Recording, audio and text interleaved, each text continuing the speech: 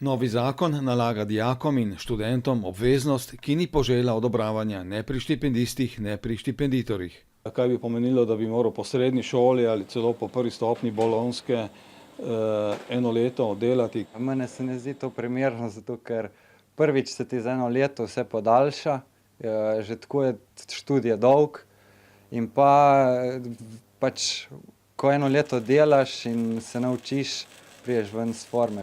Posledica je seveda tudi ta, da dijakov v regijske štipendijske sheme ne bomo več dobili. Seveda tistih dijakov, ki nameravajo študirati naprej.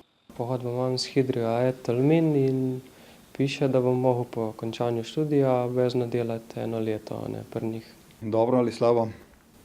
Ja, jaz sem na srečo še tak primer, ko pač bom zaključil študijem in ne bom šel na nadaljnji študij, tako da pride prav, a ne, imam zagotovljeno delo. Čeprav so doslej štipenditorji bili zadovoljni z delom Posoškega razvojnega centra, je zakon temu odvzel vsa pooblastila in upravljavsko delo v zvezi s podeljevanjem štipendij poslej pade neposredno na štipenditorja.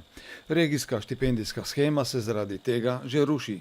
Smo intenzivno razmišljali, da bi iz te sheme v bodoče izstopili ter sami prevzeli štipendiranje. Bomo štipendirali številčno manj ljudi. V lanskem šolskem letu je v severnoprimorsko regijsko štipendijsko shemo bilo vključenih 213 štipendistov, 35 štipenditorjev in 9 občin.